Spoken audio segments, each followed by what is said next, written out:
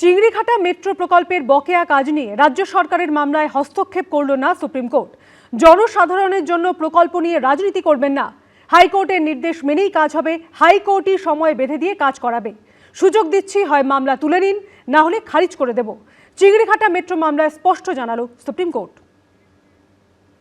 জনসাধারণের জন্য প্রকল্প নিয়ে রাজনীতি করবেন না, আপনাদের কাছে উন্নয়নের চেয়ে উৎসবই বেশি গুরুত্বপূর্ণ। চিংড়িঘাটায় দীর্ঘদিন ধরে আটকে থাকা মেট্রো প্রকল্প নিয়ে সোমবার এভাবেই রাজ্য সরকারকে ভৎসনা করল সুপ্রিম কোর্ট। ওই প্রকল্পে 366 মিটারের বকেয়া কাজ নিয়ে রাজ্য সরকারের মামলায় হস্তক্ষেপও করল না সুপ্রিম কোর্ট। একই সঙ্গে রাজ্য সরকারকে মামলা তুলে দেওয়ার নির্দেশ দিলেন প্রধান বিচারপতি সূর্যকান্ত।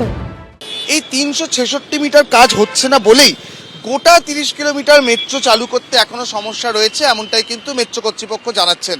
ইতিমধ্যেই যেটা জানা যাচ্ছে যে এখনই আজকে থেকেই যদি এই কাজ শুরু করতে দেওয়া হয় তাহলেও শেষ হতে 2028 শেষ হয়ে যাবে। এখনো যেহেতু সেই ছাড়পত্র মেলেনি, কবে এই কাজ হবে সেই নিয়ে কিন্তু অনিশ্চয়তা রয়েই যাচ্ছে। ভূভারতের ইতিহাসে এই প্রথম যে একটি রাজ্য সরকার তারা কিনা সেই রাজ্যবাসীর জন্য একটি ব্যবস্থা তাকে ধ্বংস করার জন্য সুপ্রিম কোর্টে গিয়ে মামলা করছেন। সুপ্রিম কোর্টের রায়কে স্বাগত, অবজারভেশনকেও স্বাগত, তবে বাঙালি আর তৃণমূলের সঙ্গে নেই। এই নির্বাচনে তৃণমূলের বিসর্জন হবেই। চিংড়িঘাটায় যে 366 মিটার মেট্রো প্রকল্পের কাজ বাকি রয়েছে তা নিয়ে রাজ্য সরকার এবং মেট্রো কর্তৃপক্ষের টানাপোড়েন চলছে দীর্ঘদিন ধরে। রাজ্য সরকারের বিরুদ্ধে অসহযোগিতার অভিযোগ তুলেছিল মেট্রো কর্তৃপক্ষ।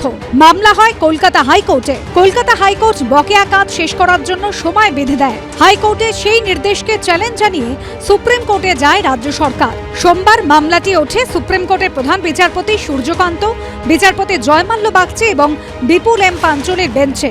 রাজ্য সরকারের আইনজীবীর উদ্দেশ্যে প্রধান বিচারপতি বলেন, জনসাধারণের জন্য প্রকল্প নিয়ে রাজনীতি করবেন না, হাইকোর্টের নির্দেশ মেনেই কাজ হবে। হাইকোর্টই সময় বেঁধে দিয়ে কাজ করাবে। প্রধান বিচারপতি স্পষ্ট ভাষায় আরও বলেছেন, সুযোগ দিচ্ছি, হয় মামলা তুলে নিন, না হলে খারিজ করে দেব।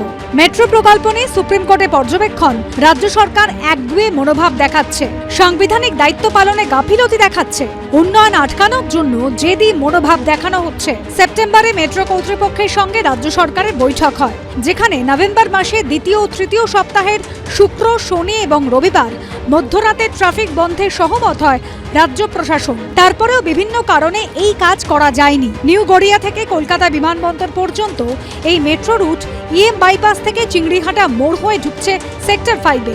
মাঝের 366 মিটার অংশে কাজ আটকে রয়েছে। এই প্রেক্ষাপটে সোমবার রাজ্য সরকারের আইনজীবীকে ভৎসনা করে প্রধান বিচারপতি বলেন, কখনো বলছেন উৎসব চলছে, কখনো পরীক্ষা চলছে, আপনাদের কাছে উন্নয়নের চেয়ে উৎসবই বেশি গুরুত্বপূর্ণ।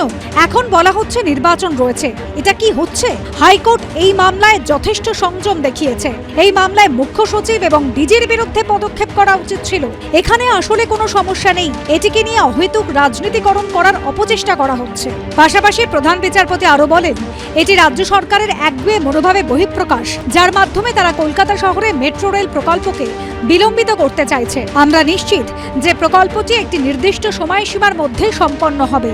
বিচারপতি জয়মাল্য বাগচি বলেন, আদর্শ আচরণবিধি কার্যকর হওয়ার আগে এই প্রকল্পের ঘোষণা করা হয়েছিল। উন্নয়ন কর্মকাণ্ড ব্যাহত করার উদ্দেশ্যে আপনারা এটিকে আরেকটি অজুহাত হিসেবে দাঁড় করাবেন, এমনটা আমরা কিছুতেই হতে দেব না।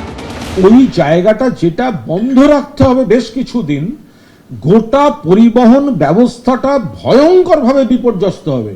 কারণ উত্তর থেকে দক্ষিণ এখানে কয়েক লক্ষ, কয়েক কোটি মানুষের যাতায়াত। সুপ্রিম কোর্টে ভৎসনার পর এবার কি মেট্রো প্রকল্পের জট কাটবে সেটাই দেখা।